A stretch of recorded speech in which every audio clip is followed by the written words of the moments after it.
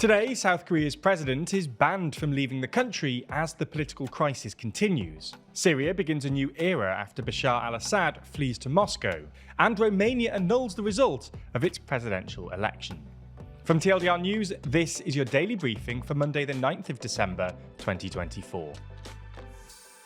South Korea's embattled president Yoon Suk Yeol narrowly survived an impeachment vote over the weekend, but the country's political crisis is far from over, as protests continue and the opposition-controlled National Assembly has vowed to introduce another impeachment motion this week. President Yoon plunged South Korea into a political crisis last week by, out of the blue, declaring martial law on Tuesday night, sparking a tense 6-hour period of protests and parliamentary opposition that eventually resulted in him lifting the order. Impeaching Yoon required support from 200 of the National Assembly's 300 members. The main opposition Democratic Party and the smaller opposition parties have a combined 192 seats. However, only 3 members of Yoon's People Power Party took part in the vote, while the other 105 boycotted it, preventing the motion from progressing, as the number of votes didn't reach 200. On Saturday, President Yoon said he was very sorry for his actions and promised not to declare martial law again. However, the opposition have accused his party of carrying out a second coup attempt, referring to a plan by Yoon and his People Power Party, which would see Yoon remove himself from foreign and domestic affairs, allowing his Prime Minister to manage government affairs in the meantime, something that the opposition described as a blatant constitutional violation with no legal basis. They vowed to hold impeachment votes every Saturday, hoping that continued pressure and ongoing protests will force more of Yoon's lawmakers to participate in the vote. Separately, the chief prosecutor of South Korea's Corruption Investigation Bureau has imposed a travel ban on President Yoon Suk Yeol, as well as on several of his senior officials, while he's investigated for suspected treason and abuse of power. Now, before we continue, I just wanted to quickly thank everyone who continues to watch and like the daily briefing every single day. Making these videos requires a lot of research and hard work to make sure we bring you the most up-to-date and accurate news every day. And that's also an expensive process. If you want to support our journalism in 2025 and make sure we can keep doing the daily briefing, then there's no better way to do that than by purchasing a copy of our magazine, Too Long. Syria's now toppled President Bashar al-Assad fled the country over the weekend in the face of a lightning rebel offensive that ended the Assad family's 54 years of rule. Speculation about Assad's whereabouts was rife, and there were even rumours that he'd been killed in a plane crash while fleeing Damascus. Then, on Sunday, Russian media, citing Kremlin sources, said that Assad and his family had arrived in Moscow and had been granted asylum out of humanitarian considerations. Assad's stunning downfall comes after 13 years of civil war in Syria, but only really appeared to be a possibility in the last couple of weeks, as Syrian rebel forces, largely the Idlib-based Islamist group HTS, took city after city: Aleppo, Hama, Homs, then finally Damascus, with Assad's main backers, Iran and Russia, largely unwilling or unable to help. Many Syrians, both in Syria and displaced abroad, have taken to the streets to celebrate Assad's downfall. Inside Syria, statues of Assad and his father have been torn down, and some of the regime's prisons, including the notorious Sednaya prison, dubbed a human slaughterhouse, have been opened, with many families hoping to reunite with relatives that were disappeared over the years. Syria is now obviously at a crossroads, and while there's significant caution about the future, there's hope that the country can emerge from the years of brutal conflict and build something new for the Syrian people. If you're interested in the victorious rebel group and the crucial what next question, then you should check out our full video over on the TLDR Global channel. The link will be in the description. Now, following the collapse of the Assad regime, Israeli Prime Minister Benjamin Netanyahu announced that the Israeli military had entered and temporarily seized the demilitarized buffer zone in the Golan Heights, saying that the 1974 disengagement agreement with Syria had collapsed with the collapse of the regime.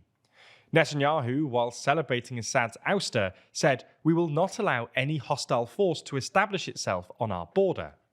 The Israeli government also said it had carried out strikes on targets inside Syria, including strategic weapon systems and suspected chemical weapons sites, quote, "in order that they will not fall into the hands of extremists."